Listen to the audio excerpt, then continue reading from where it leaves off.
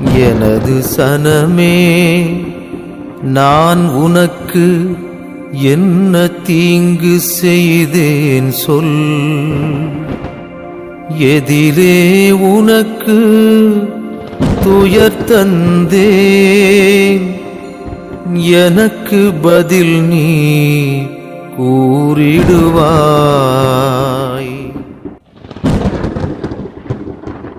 என் இறைவா, என் இறைவா, ஏன் என்னை கை நெகிழ்ந்தீர்? என் இறைவா, என் இறைவா, ஏன் என்னை கை நெகிழ்ந்தீர்? Praise the Lord. கிறிஸ்துக்குள் பிரியமானவர்களே, இன்றைக்கு நாம் புனித வெள்ளி நாளை சிறப்பிக்கின்றோம். இந்த நாள் நம் எல்லோருக்குமே மீட்பின் வெள்ளியாக இருக்கின்றது. நாம் மீட்படைய வேண்டும் என்று இறைமகன் இயேசு தம்முடைய உயிரை கொடுத்த நாள். இயேசுவின் அன்பை நம்மால் யாருடனும் ஒப்பிடவே முடியாது. அப்பேற்பட்ட பேரன்பாக இருக்கின்றது. என்னுடைய நினைவாக இதை செய்யுங்கள் என்று இறைவன் தன் உயிரையே நம் பாவங்களுக்காக கையளிக்கின்றார். காட்டிக் கொடுத்த யூதாஸிடம் ஆண்டவர் சொன்ன வார்த்தை தோழா. யூதாசு இறைவனை காட்டிக் கொடுத்தான். இந்த தருணத்தில் எந்த ஒரு மனிதன் இருந்திருந்தாலும் நம்மை காட்டிக் கொடுத்தவனை கட்டாயம் நாம் திட்டி இருப்போம், மனம் கசிந்திருப்போம். ஆனால் இறைவன் யூதாஸை பார்த்து சொன்ன வார்த்தை தான் தோழா. மத்தேயு அதிகாரம் 26 இறைவார்த்தை 14 16 முடிய.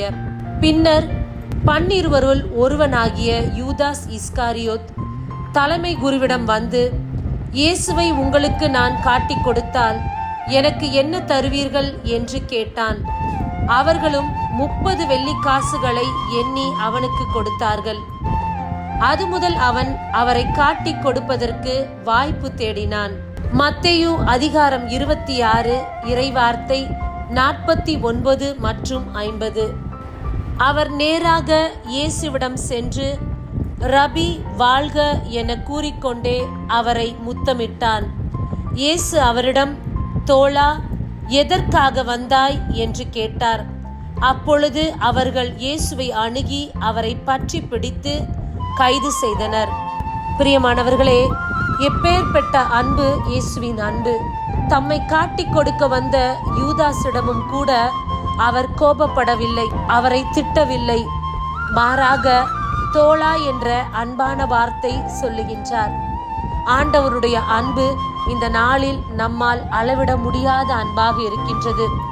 அவர் தம்மையே வெறுமையாக்குகின்றார், தம்மையே தாழ்த்துகின்றார், தம்மையே தந்தையின் கட்டளைக்கு ஒப்பு கொடுக்கின்றார். இதுதான் கிறிஸ்துவின் வாழ்வாக இருக்கின்றது. இந்த நாளில் இறைமகன் இயேசு தம்மை காட்டிக் கொடுக்க வந்த யூதாஸிடமும் கூட தம்முடைய முழுமையான அன்பை வெளிப்படுத்துகின்றார். இதன் நிமித்தமே யூதாஸ் மனம் கசிந்து அழுது தன்னுடைய வாழ்வை துறக்கின்றார், தற்கொலை செய்து கொள்கின்றார். இயேசு தம்மையே தாழ்த்தக்கூடியவராய், வெறுமையாக்கக்கூடியவராய், ஒப்பு கொடுக்கக்கூடியவராக இருக்கின்றார். பிலிப்பியர் அதிகாரம் 2 இறைவார்த்தை 7 பார்க்கின்றோம். ஆனால் தம்மையே வெறுமையாக்கி அடிமையின் வடிவை ஏற்று மனிதருக்கு ஒப்பானார். ஆம், தம்மையே தாழ்த்தி அடிமையின் ரூபம் கொண்டவராக கிறிஸ்து இந்த நாளில் நமக்கு முன்பாக இருக்கின்றார். தம்மை தாமே தாழ்த்துகின்றார். பிலிப்பியர் அதிகாரம் 2 இறைவார்த்தை 8 பார்க்கின்றோம். சாவை ஏற்கும் அளவுக்கு, அதுவும் சிலுவை சாவையே ஏற்கும் அளவுக்கு கீழ்ப்படிந்து தம்மையே தாழ்த்தி கொண்டார். பிரியமானவர்களே, எத்தனை கீழ்ப்படிதல்! தம்மை தாழ்த்தி கொள்ளக்கூடியவராக இருக்கின்றார்.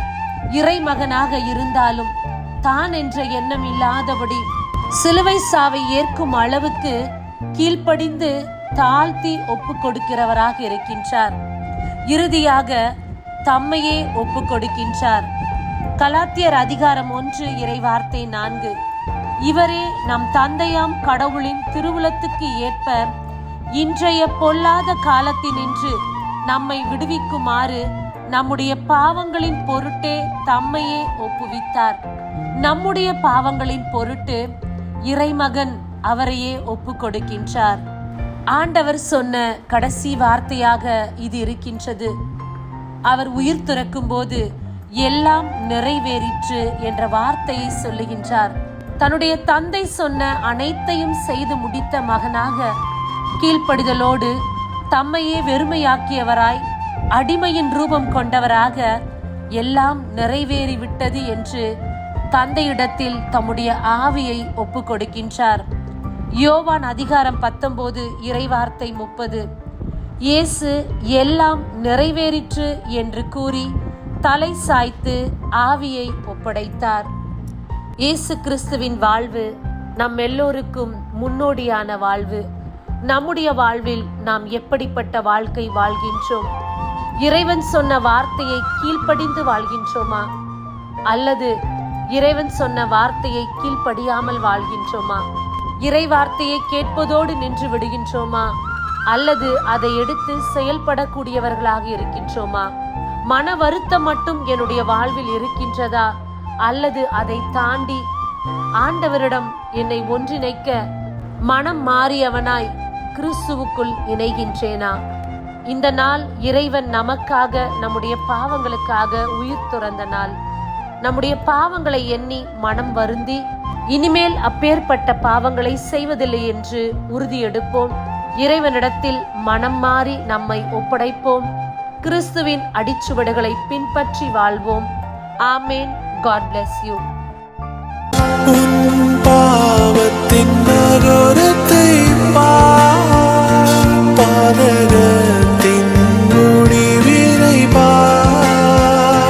பரிகாச சின்னமாம் சிலுவையிலே பலியானின் பாவி உனக்காய் என்னை நேசிக்கின்ற